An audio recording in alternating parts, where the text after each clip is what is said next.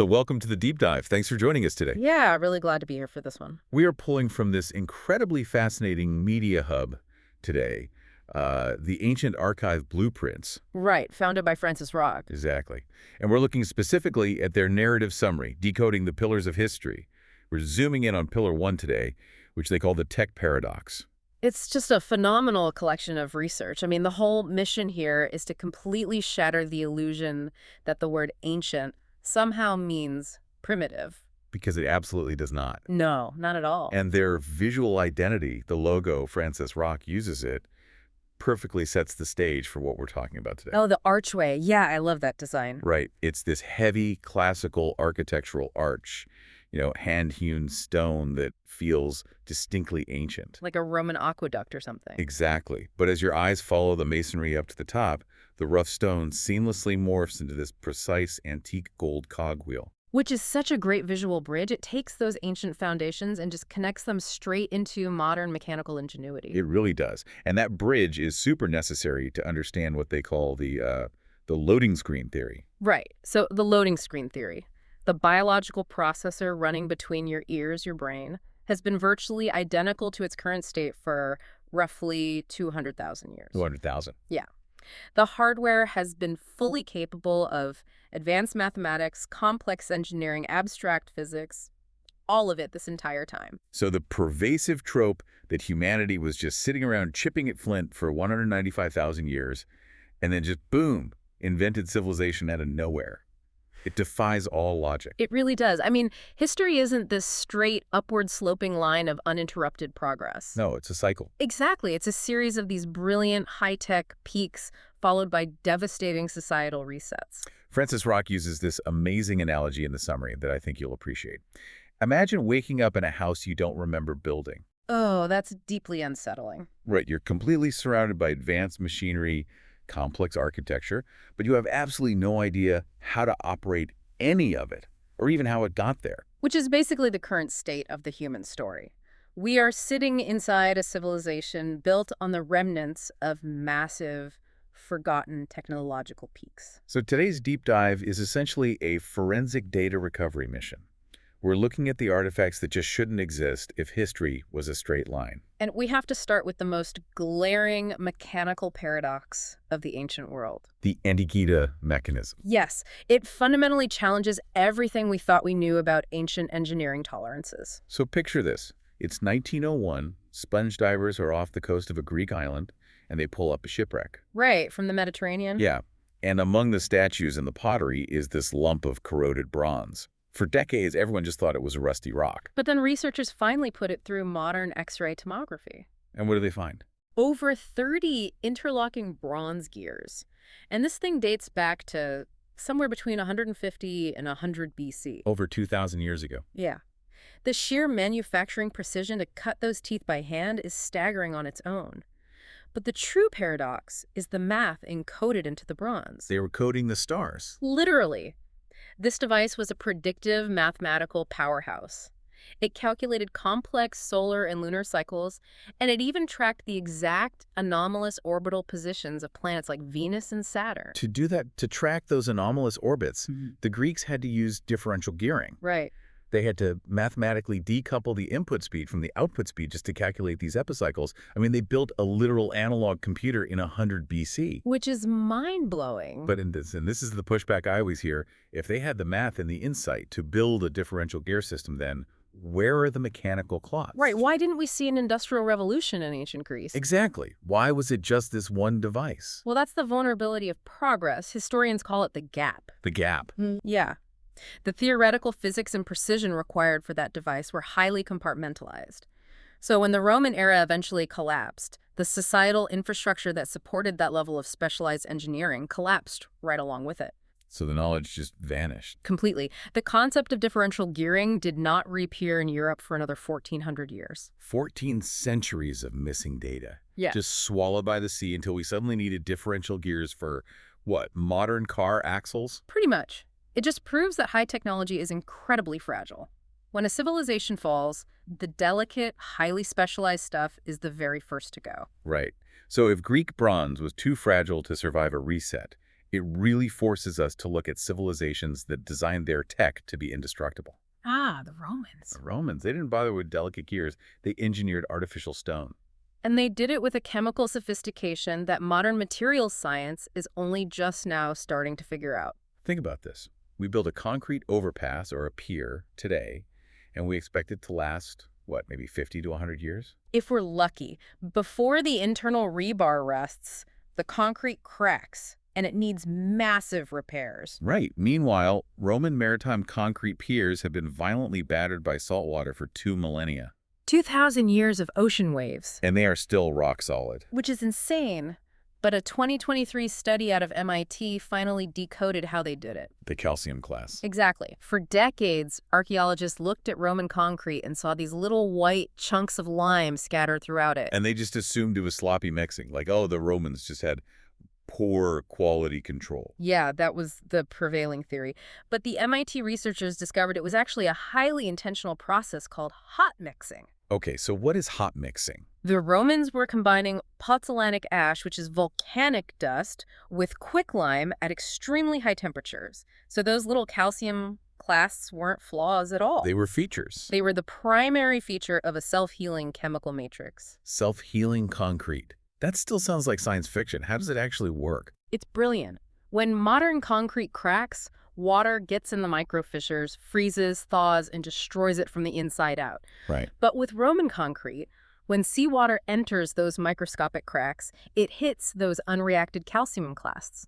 The salt water actually dissolves the lime, creating this calcium-rich solution. And then it recrystallizes, doesn't it? Yes, it immediately recrystallizes into a compound called calcium aluminosilicate hydrate. It literally fills the fissure. The material automatically plugs its own gaps. The philosophy behind that is just so completely different from how we build today. I mean, we try to design walls that stubbornly resist the ocean. Knowing the ocean always wins eventually. Right. But the Romans engineered a material that actively requires the destructive force of the ocean to activate its healing process. They turn the damage into the strength. Applying that level of chemical foresight to infrastructure, it suggests a really deep understanding of molecular interactions. It does. And if they mastered chemical matrices for self-healing stone, it raises a huge question. Did they use chemical reactions to generate power? Exactly.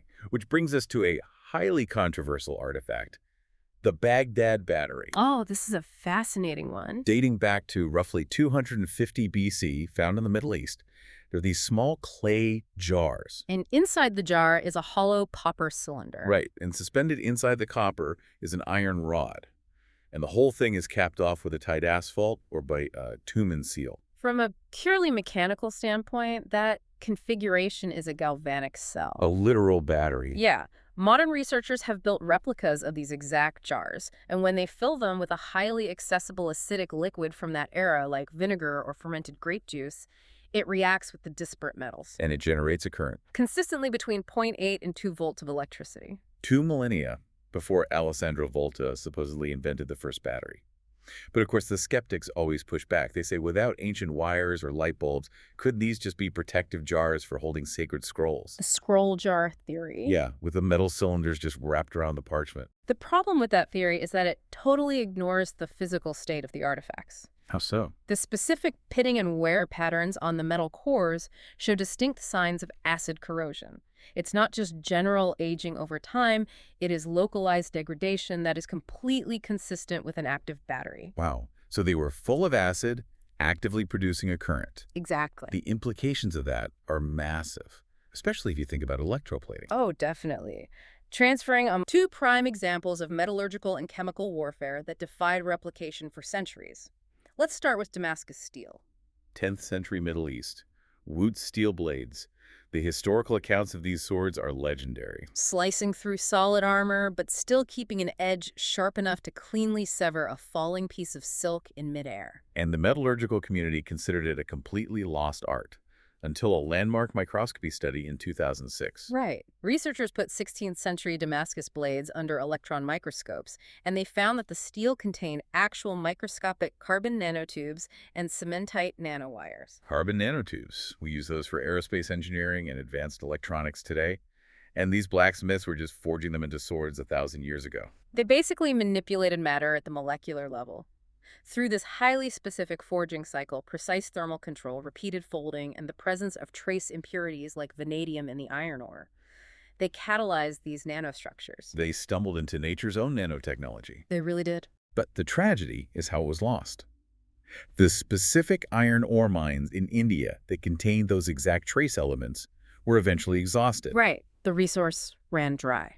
And because the tech was entirely dependent on that specific geographic resource, the raw data for the recipe just vanished from the earth. A technological peak erased by resource depletion. But then you look at the Byzantine Empire, and they give us an example of a peak erased by deliberate compartmentalization. Greek fire. Greek fire, the ultimate state secret. This was a liquid incendiary. They launched it from these pressurized bronze siphons mounted on the bows of Byzantine ships. It was self-igniting, and the craziest part, it burned on water. Not just burned on water. If an enemy sailor tried to put it out by throwing water on it, the water actually made the fire spread faster and burn exponentially hotter. Because of the chemical mechanism driving it, it's fascinating. We know the mixture likely used naphtha as the primary fuel, but the addition of quicklime is what made it so lethal on the sea. Ah, because quicklime reacts exothermically with water. Exactly. When water hits that mixture, the quicklime generates massive amounts of heat. It rapidly vaporizes the naphtha and instantly expands the fuel's surface area. So the water literally acted as a catalyst for vaporization. It's basically the direct functional ancestor to modern napalm. Plus, they added sulfur and pine resin to make the fire stick to the hulls of the enemy ships. Just terrifying. But the exact proportions, the precise chemical synthesis, we still don't know it. Because the Byzantines guarded it too well. The knowledge was compartmentalized among just a tiny fraction of the elite. So when the empire fell, the chain of custody broke. The formula vanished into the ashes because it was kept too secure. Yeah. The Greeks lost their differential gears to societal collapse. The Middle East lost its nanotech steel to resource depletion. The Byzantines lost their ultimate weapon to over-compartmentalization. The data gets deleted in so many different ways. But I think the most frustrating loss of all happens when a society simply doesn't recognize the potential of what they've already built. Oh, the near misses. We've seen fluid dynamics, metallurgy, advanced chemistry. What happens when ancient engineers combine mechanical systems with thermal energy? They build the engine of the modern world, and then they just leave it sitting on a table. Exactly. In the 1st century AD, roughly 70 AD Hero of Alexandria created the aeolipile. It's such an elegant mechanism.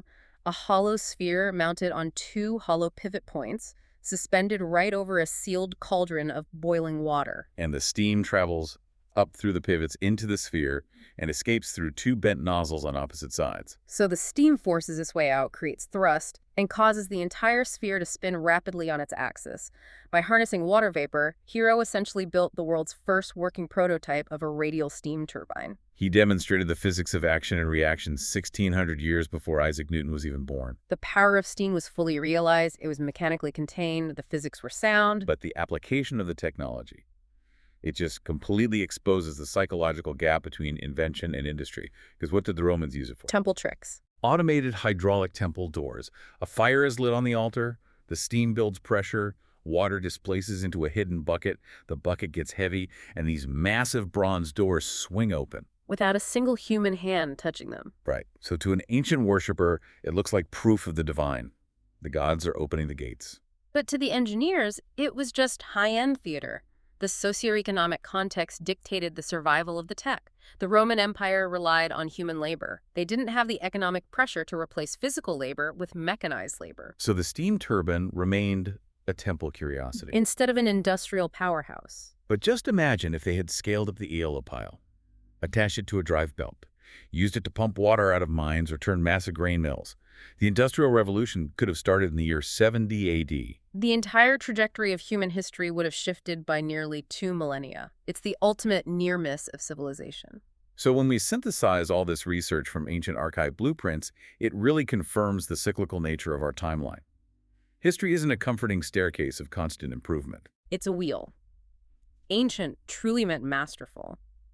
The brilliance of differential gears tracking planetary anomalies or foundations healing themselves with salt water. It highlights the hubris of the modern era. We just assume we are the first humans to ever reach these heights. We look around at our power grid, our smartphones, our global supply chains, and we feel incredibly secure. Yeah, we sit at the peak of our own cycle, assuming our data is permanent. But this technological paradox proves that progress is terrifyingly fragile. It only takes one exhausted mine, one fallen empire, or one collapsed socioeconomic structure to erase centuries of specialized knowledge. The hardware in our minds is the exact same hardware that engineered carbon nanotubes in the 10th century. The capacity for genius is a constant. It's the retention of that genius that fails. And if our ancestors achieved these staggering heights using nothing but the natural elements around them, manipulating lime, ash, trace metals, steam, it completely shifts how we should look at our current environment. We spend so much time worrying about losing our complex digital networks in a potential societal reset. But I want to leave you with a different angle to ponder. Let's hear it. If ancient engineers could look at volcanic dust and salt water and see an indestructible, self-healing matrix, what natural elemental forces are sitting right in front of us today completely ignored? And honestly, if our modern society faced a massive reset tomorrow, what everyday magic technology of ours would vanish in a single generation, leaving future humans thousands of years from now to dig up our smartphones, look at the blank glass, and just dismiss them as primitive, rusty rocks?